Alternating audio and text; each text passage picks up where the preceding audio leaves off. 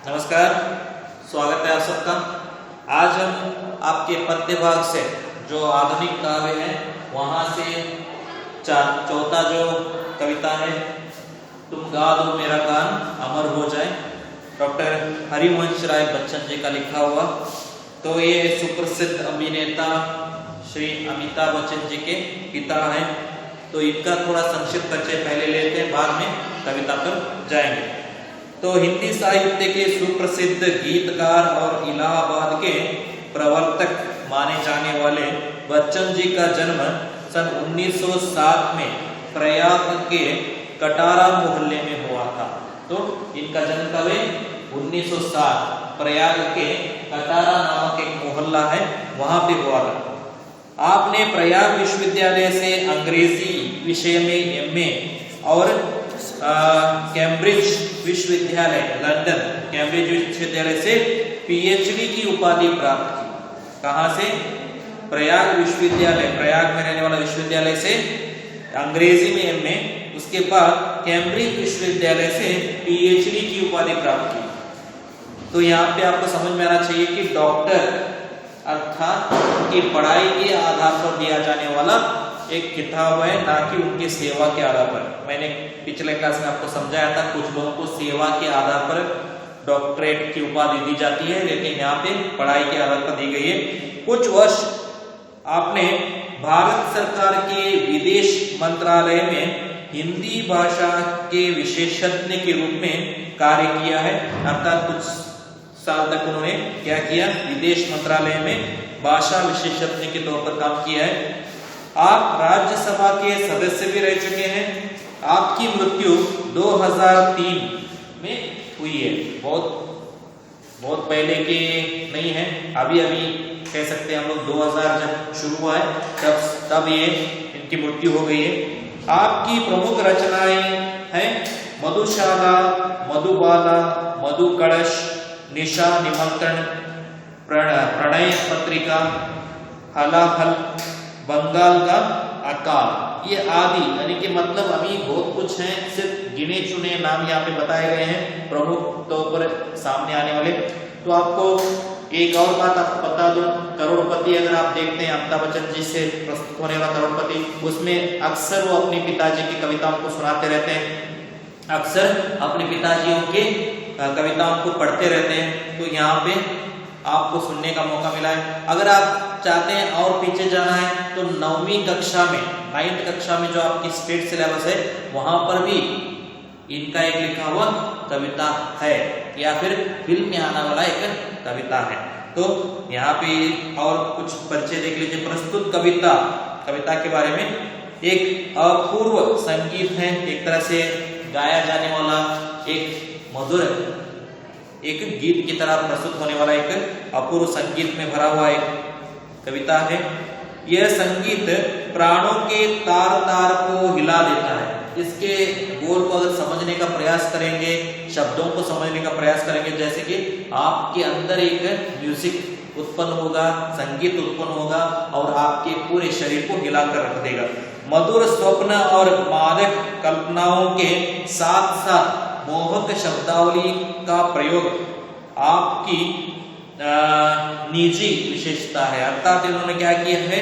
मादक कल्पनाएं, यानी कि अपने आप में खोकर एक स्वप्न देखने की जो लालसा रहती है लोगों को, उस तरह का कल्पना और उसमें और ज्यादा डूब जाना, सपनों में डूब जाना एक तरह से विशेषता, और मोहक शब्दावली, शब्दों को पढ़कर ही आप सपनों में डूब जाते हैं, ऐसे रचना विशेषता इनकी। समाज के प्रति मनुष्य का दायित्व एवं विश्व के प्रति उदारवादी दृष्टिकोण कवि की जिम्मेदारी के साथ साथ पाठकों के प्रति कृतज्ञता का भाव भी इस कविता में केंद्रीय विषय बनाया गया है। अर्थात आप समझ सकते हैं कि समाज को एक कुछ दायित्व सौंपने का या दायित्व से बांधने का प्रयत्न किया गया है, उसके साथ साथ उदारवादी दृष्टिकोण भी रखा गया है, और साथ ही साथ पढ़ने वालों को कृतज्ञता भाव प्रकट करने का भी एक विषय इसमें डाला गया है, केंद्र विषय है, अर्थात मुख्य विषय माना जाता है। आपकी कविताओं पर अमर खयाम कि रुबाइयों का प्रभाव भी दिखाई देता है। अर्थात आप समझ सकते हैं अमर खयाम यानी कि एक शायर है या एक प्रसिद्ध कव्वाली कह सकते हैं, उसके कुछ अंश यहाँ पे नजर आ सकते हैं। तो इतना यहाँ पे हम कवि परिचय और कविता का सार जान सकते हैं। आगे हम कविता को लेकर प्रस्तुत होंगे। देखिए प्रस्तुत कविता कैसे शुरुआत होती है। पहला लाइन यहाँ पे कहते हैं कवि जी, तुम गा दो मेरा गान अमर हो जाए। प्रस्तुत है पहला लाइन में क्या कहते हैं, तुम गा दो मेरा गान अमर हो जाए। उनका गान अमर होने के लिए क्या करना है, लोगों को उनका गान गाना है। कवि भी यही चाहता है। कवि का कविता लिखने का एक प्रमुख मकसद यही रहता है कि लोग उसको पढ़ने से ज्यादा उसको गायन में प्रस्तुत करें। जितना आप उसको गायन में प्रस्तुत करेंगे उतने दीर्घकाल तक वो जीवित रहेगा। आजकल आप देख रहे होंगे कि पुराने गाने अभी भी सुनाए जा रहे हैं, अभी भी देखे जा रहे हैं। जिन गायकों को हम देख भी नहीं पाए, जिन गायकों के बारे में हम जान भी नहीं पाए, या शायद हमारे जन्म से पहले के गायक आज भी उनके गायन शैली को हम देख रहे हैं, तो समझ लीजिए उनका गाया हुआ कितना अच्छा था, कितना मधुर था। इसलिए इतने साल होने के बाद भी उनके गायन को हम सुन रहे हैं। जैसे कि लता मंगेशकर हो, या मोहम्मद रफी हो, या किशोर कुमार हो, या उनसे भी पहले आए हुए कुछ गायक हो, ये सब कुछ हम सुन रहे हैं। मतलब वो विशेष गायक हो सकते हैं, या उनके गायन कलाओं को लिखने वाले लेखक या कवि जो हैं वो विशेष हो सकते हैं। शब्दों के बनावट को बनाकर लिखने वाले वो कवि जो हैं उनको मैं याद कर सकता हूँ यहाँ पे। तो यहाँ पे कवि कह रहे हैं कि तुम गा दो मेरा गान अमर हो जाए। आगे कहते हैं, मेरे वर्ण वर्ण विशृंखल चरण चरण भरमाए, गूंज गूंज कर मिटने वाले मैंने गीत बनाए। तो कवि यहाँ पे क्या कहता है, देखिए कवि अपनी प्रियतमा से कह रहा है कि तुम एक बार मेरा गीत गा दो तो मेरा गीत अमर हो जाएगा। प्रत्येक शब्द शब्द के वर्ण विशृंखलित यानी कि ऐसे मैंने सजा कर बनाए हैं कि मानो तुम्हारे लिए वो मैंने लिखे हों। और आगे, इन्हीं शब्दों से तूने बुने ताने बुने उनके गीत घूम घूम कर दिशाओं में गूंजते रह रहे हैं। अर्थात दूर दूर तक ये गूंजना चाहिए, ऐसे मैंने गीत बनाए। यहाँ पे देखिए, मेरे वर्ण वर्ण विशृंखल चरण चरण भरमाए, अर्थात पूरी चारों दिशाओं में गूंजने वाले ऐसे गीत मैंने बनाए।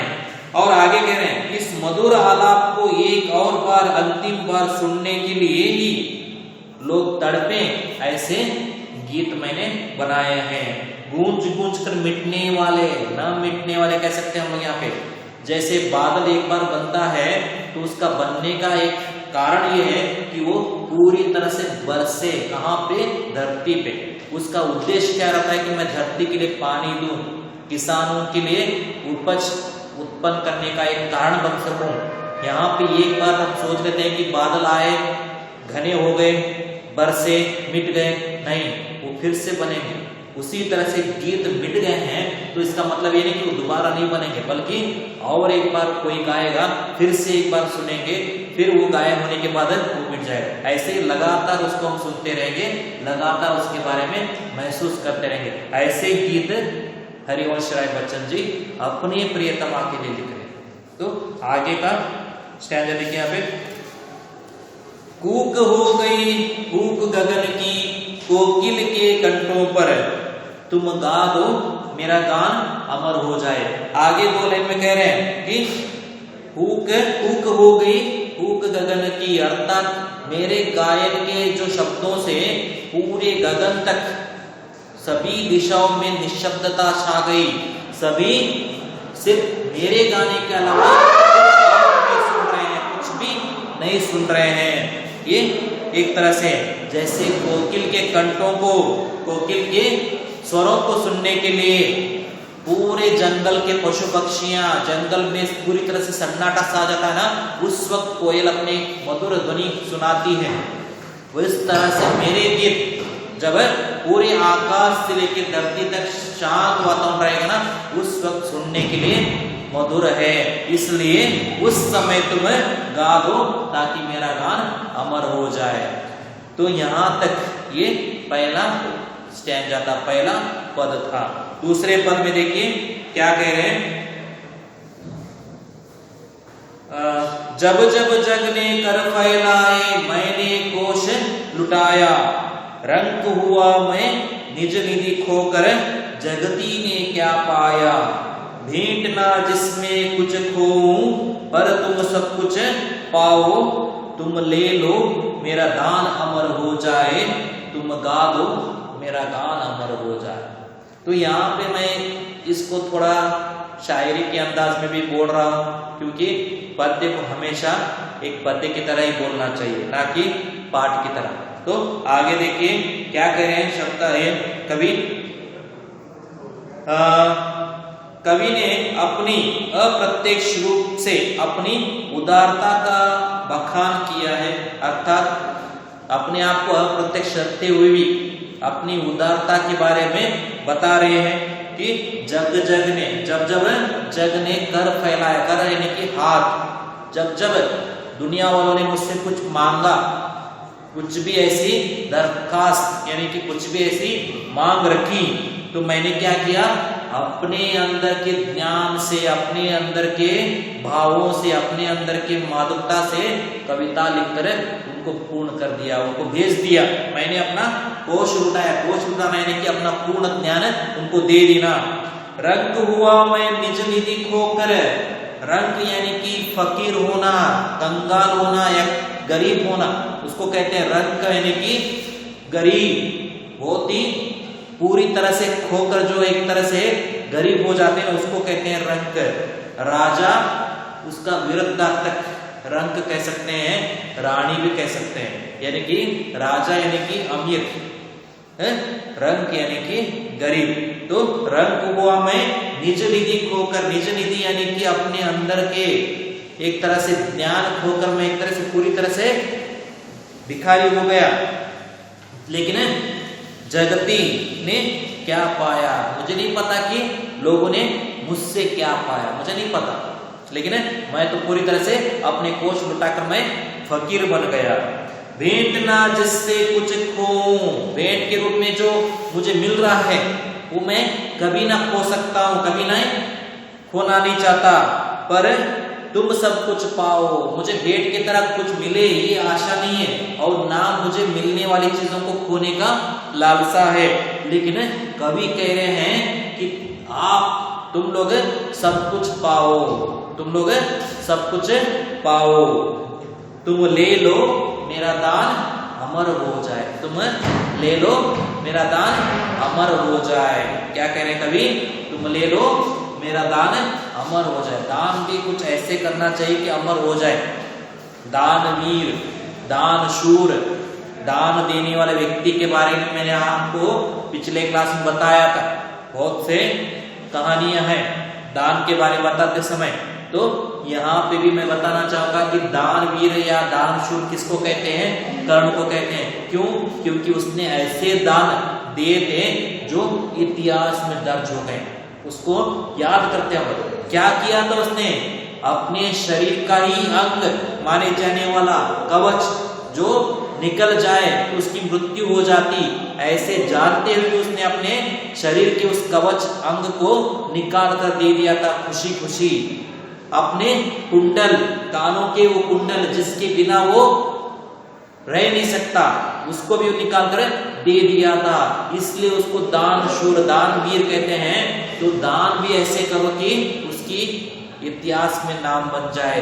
तो यहाँ पे कवि कह रहे हैं कि तुम ले लो मेरा दान, ये दान की तरह मैं दे रहा हूं, अपने ज्ञान को, अपनी कविताओं को दान की तरह दे रहा हूं, तुम में ले लो मेरा दान अमर हो जाए, तुम गा दो मेरा गान अमर हो जाए। तो यहाँ पे मैं स्टॉप कर रहा हूं, आगे और 2 स्टैंजा हैं, कल के अध्याय में हम देखते हैं।